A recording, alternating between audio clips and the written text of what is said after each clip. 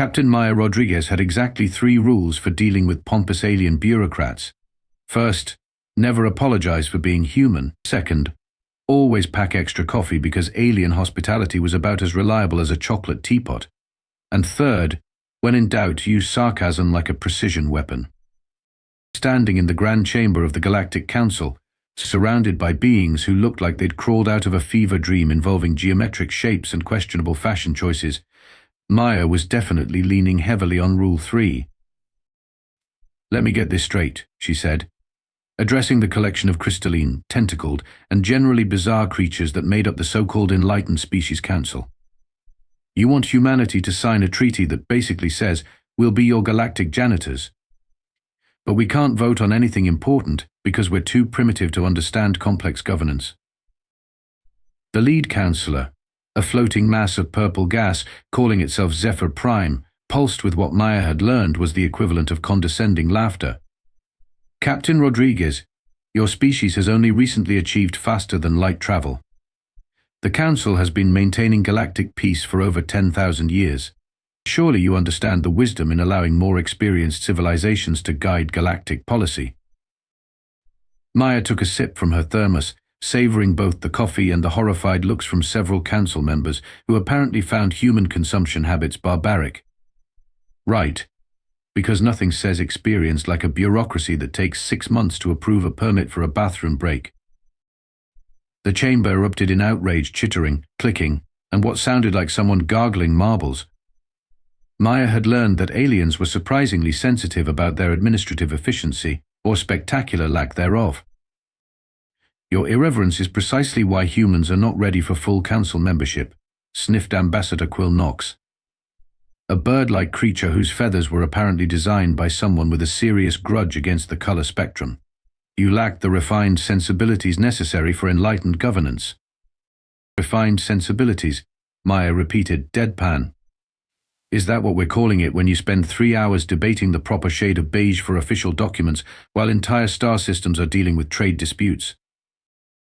She gestured toward the ornate chamber around them, with its floating platforms, holographic displays showing absolutely nothing useful, and what appeared to be a decorative fountain that somehow made the sound of crying. "Look, I get it. You've got a nice thing going here, very impressive, very shiny. But maybe, just maybe, the species that went from inventing the wheel to exploring other galaxies in a few thousand years might have some useful input on how things should run." The council members exchanged what Maya had learned were the alien equivalent of eye rolls.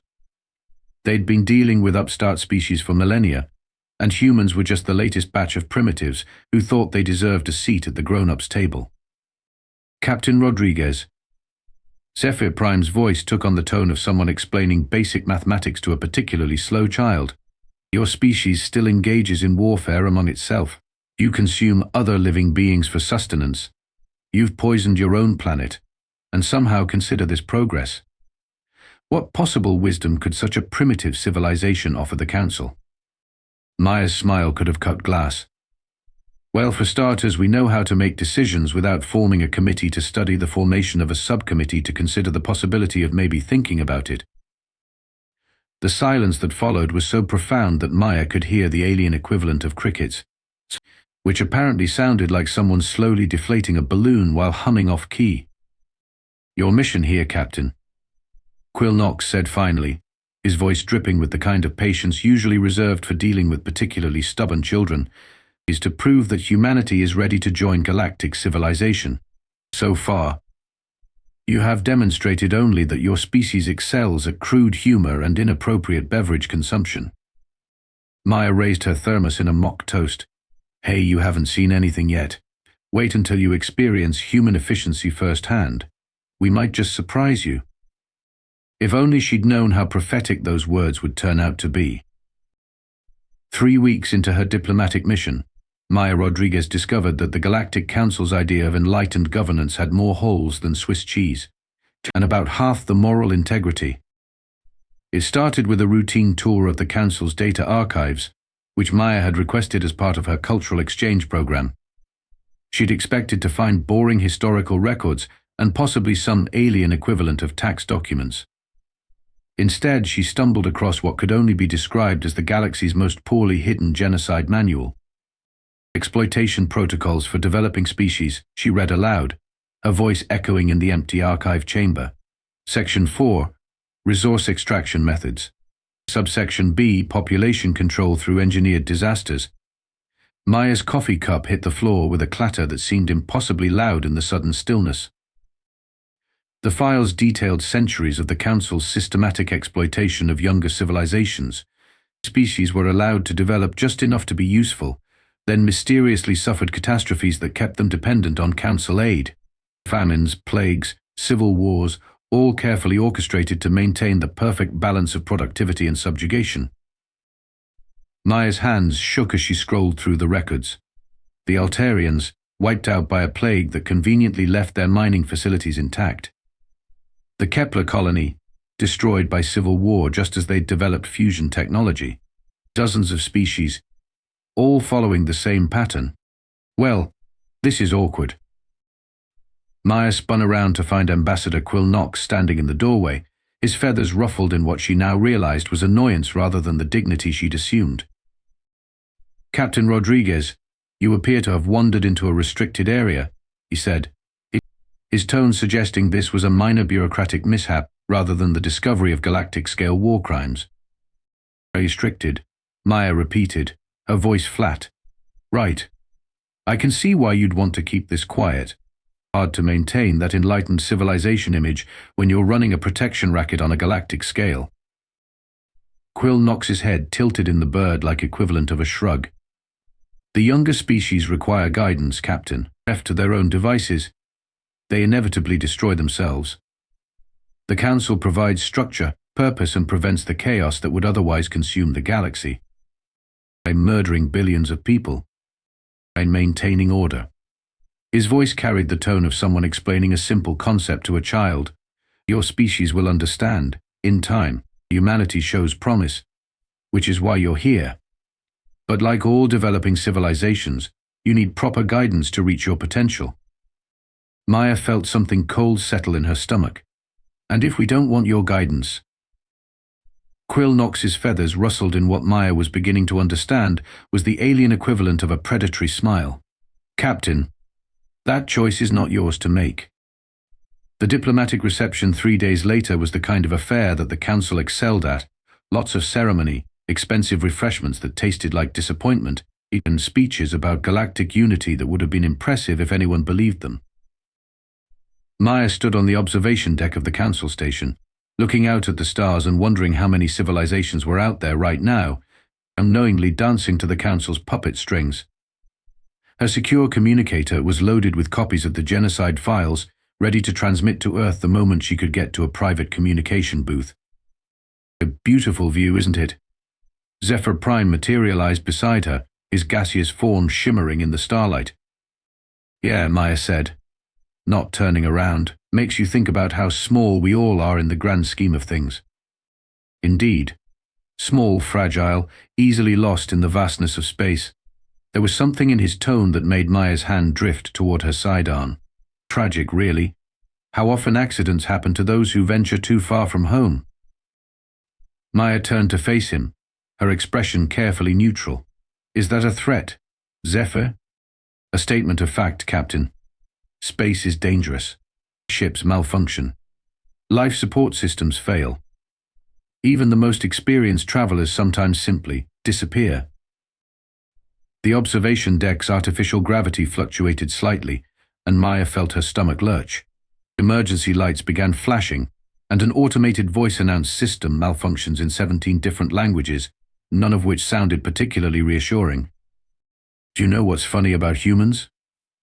Maya said, her voice steady despite the growing list of critical failures being announced overhead. "We're really, really good at holding grudges." The gravity failed completely, and Maya felt herself floating toward the rapidly depressurizing viewing port. Her last coherent thought, as the cold of space reached for her, was that Admiral Morrison was going to be absolutely furious. The official report listed Captain Maya Rodriguez's death as a tragic accident caused by cascading system failures during a routine diplomatic function. The Council offered their deepest condolences to humanity and assured Earth that a full investigation would be conducted. They just forgot to mention that the investigation had been conducted in advance, and the results were exactly what they'd intended. Admiral Jack Morrison had been Maya Rodriguez's training officer, mentor, and the closest thing she'd had to a father figure since joining the Colonial Defense Force. When the news of her death reached Earth, he was in his office reviewing supply manifests and wondering why requisition forms had become more complicated than quantum physics. The communication from the Galactic Council was a masterpiece of bureaucratic sympathy, expressing deep regret over the tragic accident that had claimed Earth's beloved ambassador. It was so perfectly crafted, so thoroughly professional, that Morrison knew immediately it was complete garbage. Cascading system failures, he read aloud to his aide, Lieutenant Commander Torres, on a station that's been operational for 3,000 years, during a routine diplomatic function, affecting only the section where our ambassador happened to be standing. Torres, who had served under Morrison long enough to recognize the particular tone that preceded extremely bad decisions for everyone involved, cleared his throat carefully. Sir, the Council has offered to conduct a full investigation. How generous of them. Morrison's voice could have flashed frozen helium. I'm sure their investigation will be thorough, impartial, and reach conclusions that are completely unrelated to the fact that Maya was asking uncomfortable questions about their governance methods. The funeral was held on a Tuesday, which Maya would have found appropriately ridiculous. Morrison stood at attention as they lowered an empty casket into Earth soil, since there hadn't been enough left of Maya to send home. The Galactic Council had sent a wreath and a fawn letter expressing their continued commitment to human-council relations. Morrison burned the wreath personally. Sir, Torres said, finding the Admiral in his office 3 days later, staring at a bottle of whiskey that had been Maya's gift for his last promotion. The Council is requesting our response to their new trade proposals. They seem to think this incident won't affect ongoing negotiations. Morrison looked up from the bottle, and Torres took an involuntary step backward. He'd seen the Admiral angry before. But this was different. This was the look of a man who had moved past anger into something far more dangerous. Response. Morrison said quietly. Oh, we'll give them a response. Within a week, Earth had officially withdrawn from all pending galactic accords. The Council's reaction was predictably condescending, with Zephyr Prime issuing a public statement expressing disappointment in humanity's emotional overreaction to a tragic accident. The human species will soon realize, he announced to the galactic media, that isolation serves no one's interests. We expect they will return to negotiations once their grief has subsided and rational thinking prevails. What the Council didn't expect was Operation Cosmic Consequences. Morrison had spent 30 years studying military history, and he'd learned that the most effective wars weren't always the loudest ones. Sometimes the best way to destroy your enemy was to let them destroy themselves. Effective immediately. He announced to a closed session of Earth's Combined Defense Council, all human personnel are to be withdrawn from Council space. Every human working in Council facilities, trade stations, research installations, and administrative centers is to return to Earth within 60 days. Sir, General Patterson from the Space Force raised her hand. That's over 2 million people. They're going to ask questions. Morrison's smile was the kind that made experienced military officers check their insurance policies. Let them ask. Tell our people they're needed for a classified project. Tell them it's a family emergency. Tell them Earth is offering better benefits. I don't care what story you use, just get them home. And if the Council objects... The Council, Morrison said, pouring himself 3 fingers of Maya's whiskey, is about to learn something important about human nature. We're not just good at holding grudges. We're absolutely exceptional at following through on them. The first ships began departing Council space within days. To outside observers, it looked like nothing more than humans being typically emotional and impulsive. The Council members congratulated themselves on their patience with such a primitive species and began making plans for humanity's inevitable return to the negotiating table. They had no idea that Captain Maya Rodriguez had just posthumously declared war on galactic civilization, and Admiral Morrison was more than happy to prosecute that war on her behalf. Ambassador Vextar had always prided himself on being the kind of bureaucrat who noticed things. It was a useful skill in the Galactic Council, where the ability to spot problems before they became catastrophes was the difference between a long career and a short one followed by exile to some backwater monitoring station. So when the humans started disappearing from Council space, Vextar noticed. At first it seemed like typical human emotionalism. Their ambassador had died in an unfortunate accident, and they were having what could charitably be called a collective tantrum. The Council had dealt with grieving species before. A few decades of isolation, some carefully orchestrated hardships, and they'd be back, properly grateful for Council guidance. But then Vextar started getting reports from across the galaxy, and the pattern made his secondary stomachs churn with anxiety. Trade Station Epsilon 7 is reporting critical staffing shortages.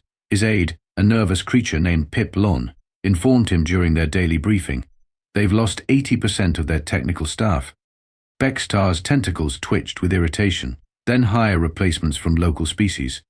Sir, the local species don't have the technical expertise. The humans were running most of the complex systems. That was odd. Vextar pulled up the staffing reports for Epsilon 7, expecting to find the usual distribution of species across various roles. Instead, he found that humans had somehow ended up responsible for navigation, life support, communications, waste management, food service, and what appeared to be everything else that kept the station functional. Pip Lon, pull the staffing reports for all major trade stations in Sector 7. An hour later, Vextar was staring at a pattern that made no sense. Humans, who supposedly comprised less than 5% of the galactic workforce, appeared to be doing about 60% of the actual work. How had nobody noticed this? Sir. Pip Lon's voice was higher than usual, which in his species indicated severe stress. I'm getting emergency calls from 17 different installations. They're reporting system failures, supply chain disruptions, and what one administrator described as, quote, everything is broken, and we don't know how to fix it, unquote. Vextar felt his carefully maintained composure beginning to crack. What kind of system failures? Well, Azen, the Kepler mining facility's waste processing system has been down for 3 days.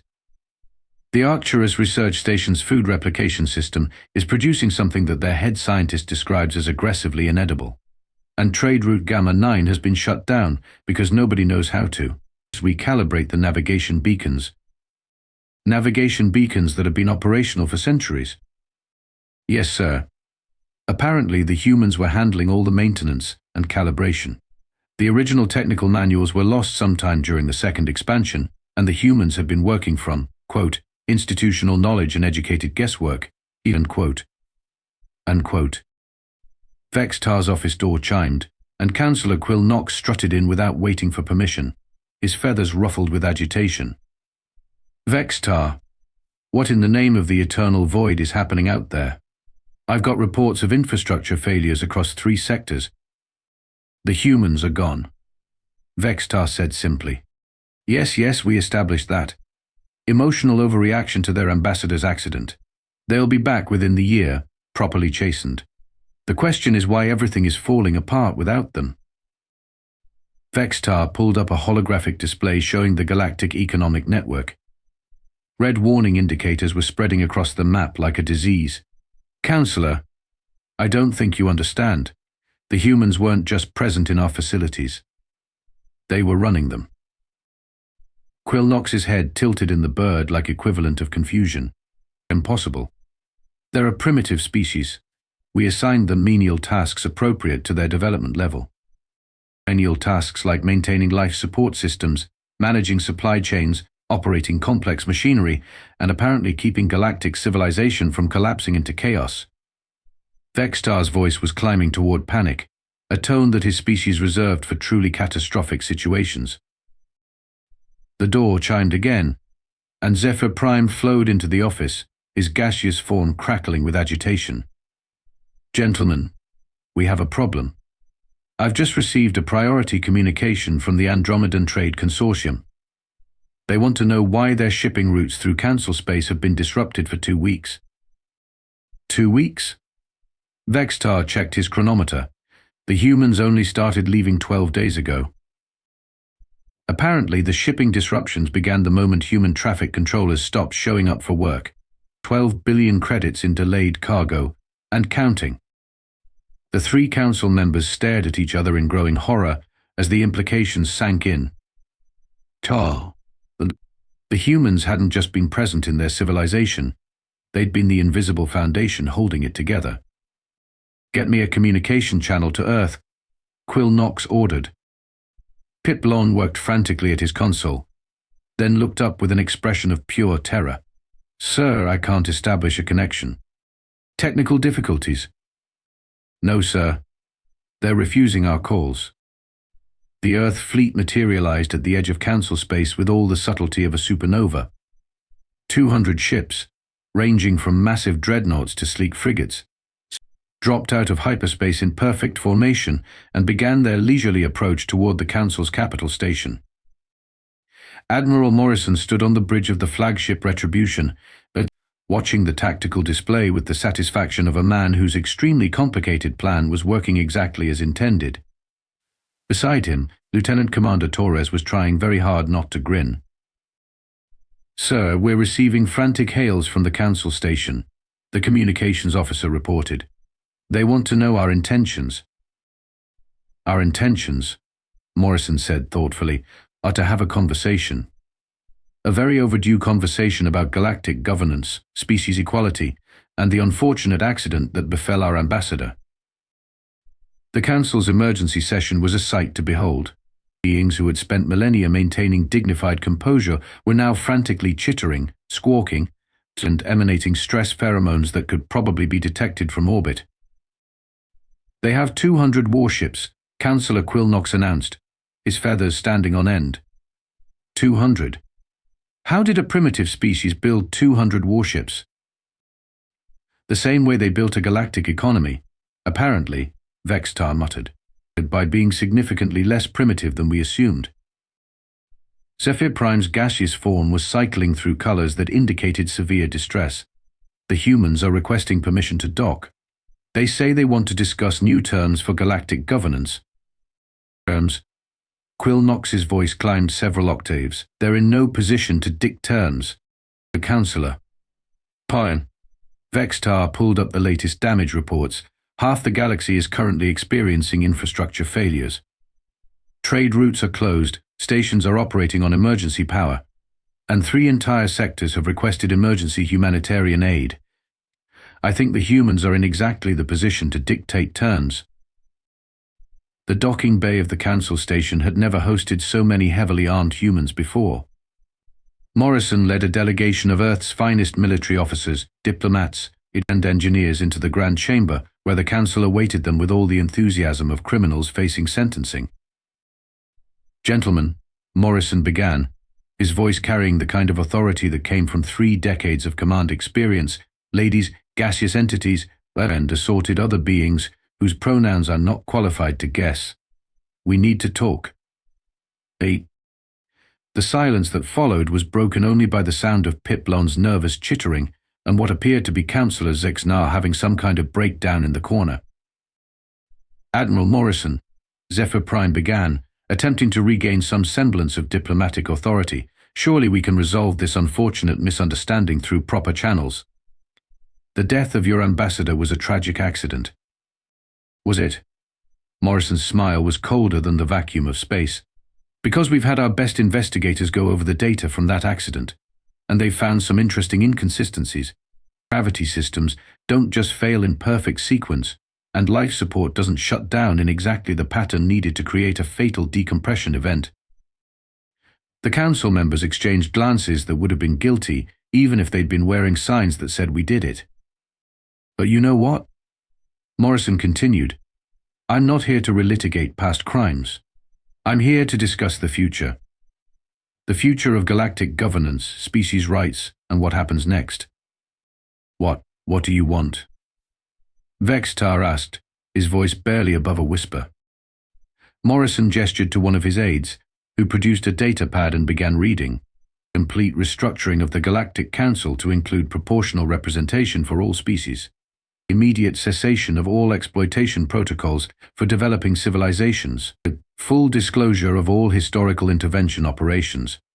Preparations for affected species. And oversight of all. Council operations by an independent human-led commission. The chamber erupted in outraged protests, which Morrison silenced with a single raised hand. "Oh, and one more thing," he said, his voice cutting through the chaos. "The new galactic capital will be Maya Rodriguez Memorial Station, currently under construction in Earth orbit. Because the woman you murdered to protect your little empire is going to oversee its replacement." Quill Knox sputtered indignantly. "You cannot simply restructure galactic civilization. The Council has maintained order for 10,000 years. Morrison's expression didn't change. "Counselor, let me explain something about human nature. We're pack animals. When you hurt one of us, you hurt all of us. When you killed Maya Rodriguez, you declared war on humanity.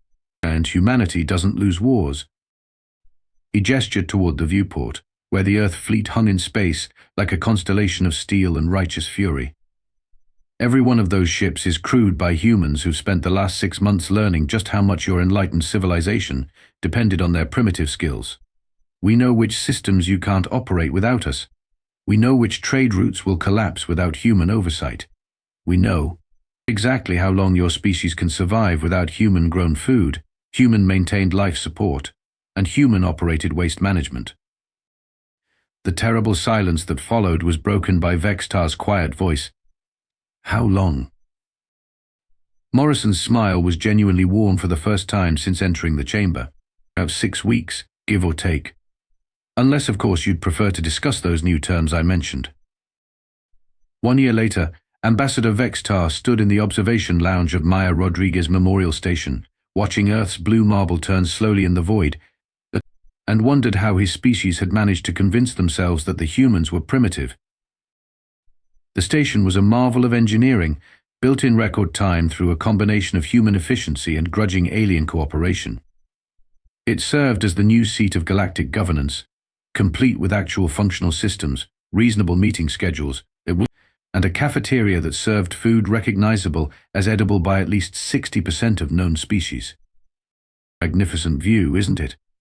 Admiral Morrison joined him at the viewport, holding what appeared to be his 4th cup of coffee that morning. "Indeed," Vextar replied, his tentacles performing the gesture that indicated respectful acknowledgement among his people. "I must admit, Admiral, when you first presented your terms, I expected them to be far more punitive." Morrison chuckled, a sound that still made several former council members flinch reflexively. "Vextar, we're not conquerors. We're problem solvers. The old system was broken, so we fixed it. The fact that it benefits humanity is just good business." Through the viewport, they could see the steady stream of ships arriving and departing from the station. Trade vessels, diplomatic couriers, research expeditions, all moving with an efficiency that the old council system had never achieved. Humans, it turned out, were very good at logistics. The Quill Knox integration report came in this morning.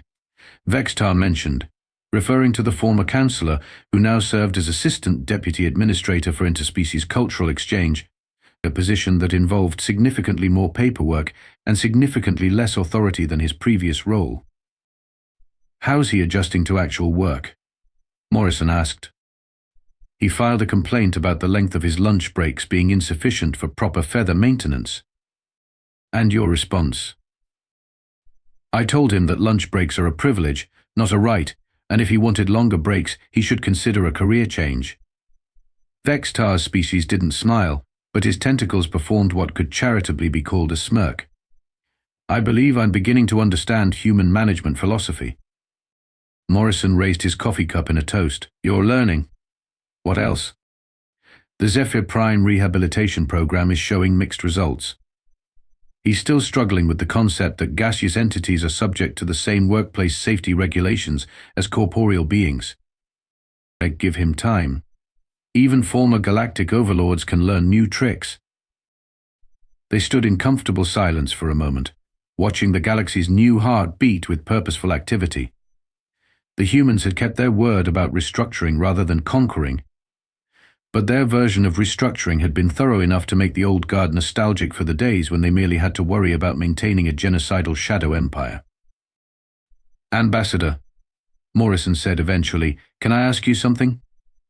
"Of course, Admiral." "How did you do it? How did an entire galactic civilization manage to overlook the fact that humans were running everything?" Vextar's tentacles performed the complex gesture that indicated philosophical contemplation mixed with profound embarrassment. "I believe, Admiral, that we suffered from a very specific form of blindness. We saw what we expected to see rather than what was actually there." Elaborate. Elaborate. "We expected primitive creatures, so when we saw humans performing complex tasks, we assumed the tasks must be simpler than they appeared.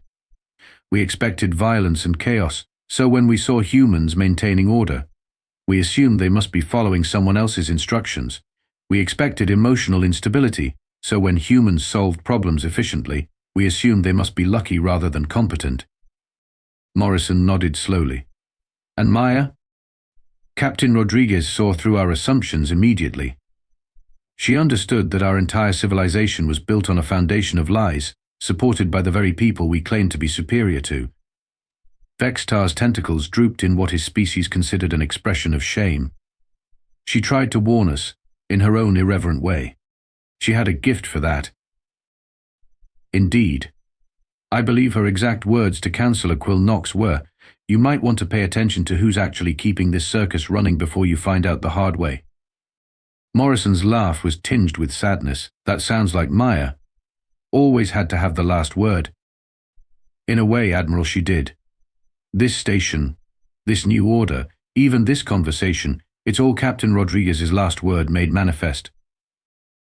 As if summoned by their conversation, a soft chime indicated an incoming priority message. Morrison checked his communicator and grinned.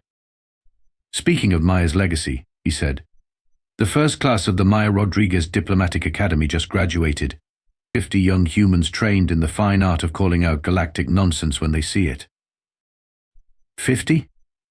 Vextar's tentacles quivered with what might have been fear. 50 humans trained to be like Captain Rodriguez. 50 humans trained to be better than Captain Rodriguez. We learned from her mistakes. What mistakes? Morrison's grin turned predatory. Maya was too polite. These new diplomats have been specifically trained to assume that every alien bureaucrat they meet is either corrupt, incompetent, or both, and to proceed accordingly. Vextar looked out at the thriving station, the efficient traffic patterns, the steady stream of reports indicating galactic civilization running smoother than it had in centuries, and realized that the humans had accomplished something truly remarkable. They'd conquered an entire galaxy not through superior firepower or advanced technology, but through the simple expedient of being indispensable. "Admiral," he said finally, "I have one last question." "Shoot." "When Captain Rodriguez first arrived at the Council station, did she know? Did she understand what would happen if the Council moved against her?" Morrison was quiet for a long moment, his expression thoughtful. "Vextar, Maya Rodriguez was many things. She was brilliant, sarcastic, irreverent, and absolutely fearless. But more than anything else, she was human. And humans, we have this saying, we take care of our own." He finished his coffee and headed toward the door, pausing only to add, Maya might not have known exactly what would happen, but she knew that if something did happen to her, humanity would make sure the galaxy remembered her name. As the door closed behind the Admiral, Vextar remained at the viewport, watching Earth turn in the void and reflecting on the cosmic irony of it all. The Council had eliminated one troublesome human diplomat to protect their empire, only to discover that they'd been declaring war on the very species that kept their empire functional. Maya Rodriguez had been right about humans being good at holding grudges. What she'd been too modest to mention was that they were even better at following through on them. Somewhere in the station's corridors, former galactic overlords were learning to operate filing systems and discovering that bathroom breaks were not, in fact, a fundamental right. Trade routes that had been stagnant for centuries were bustling with activity under human management. Species that had been systematically oppressed for millennia were sending representatives to the new council chambers. And in Earth orbit, a memorial station bearing the name of a sarcastic diplomat continued its steady orbit, a permanent reminder that sometimes the best way to honor the dead is to make sure their killers live long enough to regret their choices.